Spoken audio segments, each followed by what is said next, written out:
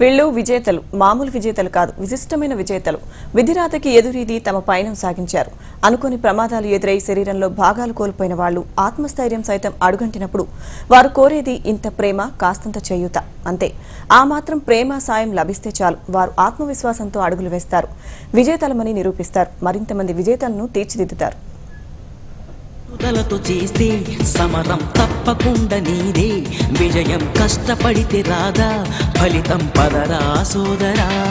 నీ ధైర్యం తోడై ఉండగా ఏ సాయం కోసం చూడక, నీ ధ్యేయం చూపే మార్గంలో పోరా సూటిగా.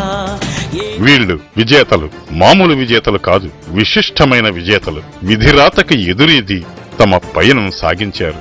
అనుకోని ప్రమాదాలు ఎదురయ్యి శరీరంలో భాగాలు కోల్పోయిన వాళ్ళు ఆత్మస్థైర్యం సైతం అడుగంటినప్పుడు వారు కోరేది ఇంత ప్రేమ, కాస్తంత చేయూత. అంతే. ఆ మాత్రం ప్రేమ, సాయం లభిస్తే చాలు వారు ఆత్మవిశ్వాసంతో అడుగులు వేస్తారు. విజేతలమని నిరూపిస్తారు. మరింత మంది విజేతలను తీర్చిదిద్దుతారు.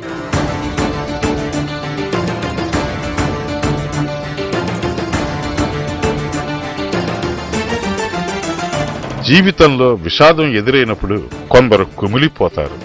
ఇంకొందరు తమ విషాదాన్నే ప్రేమగా మలుచుకుంటారు. 10 మందికి ఆ ప్రేమని పంచుతారు.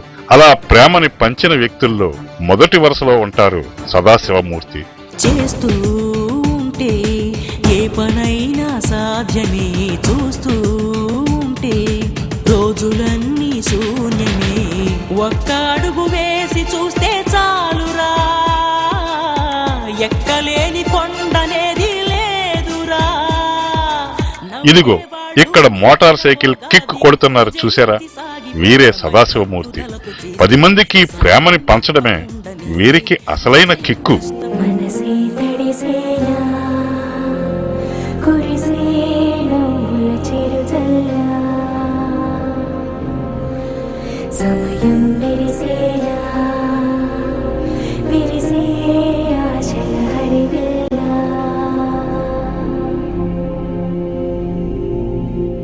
కంటికి కనబడు ప్రాణమా, గుండెకు వినబడు మౌనమా.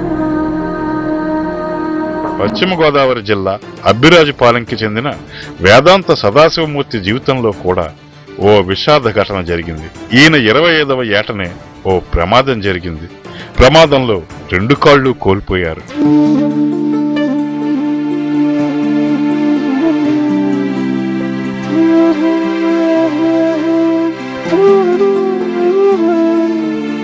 కృత్రిమ కాళ్ల కోసం ఎన్నో చోట్ల తిరిగారు. నానా కష్టాలు పడ్డారు. కష్టాల్ని తట్టుకున్నారు. కన్నీరు దిగమింగుకున్నారు. విషాదాన్నే ప్రేమగా మార్చుకున్నారు. ఆశయంగా మలచుకున్నారు. తనలాంటి వారికి ఉపయోగపడే పని చేయాలనుకున్నారు.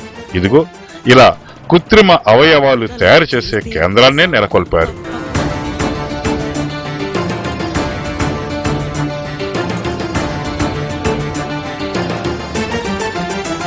తన కార్యక్రమానికి పాలకొల్లుని కేంద్రంగా ఎంచుకున్నారు. పాలకొల్లులో కృత్రిమ అవయవాలు ఏర్పాటు చేసి శిక్షణ ఇచ్చే కేంద్రాన్ని స్థాపించారు.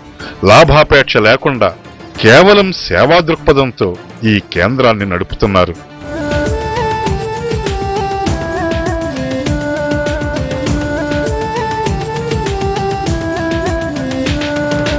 ఇంతవరకు సుమారు 3000 మందికి కృత్రిమ అవయవాలు అమర్చి వాటిని ఉపయోగించడంలో శిక్షణ ఇచ్చి పంపించారు. సదాశివమూర్తి నుంచి మరింత మంది స్ఫూర్తి పొందాలని ఆత్మీయ సదస్సులో అందరూ అభినందించారు.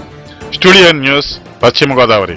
పట్టుదలతో చేస్తే సమరం తప్పకుండా నీదే, విజయం కష్టపడితే రాదా, ఫలితం పదరా సోదరా. నీ ధైర్యం తోడ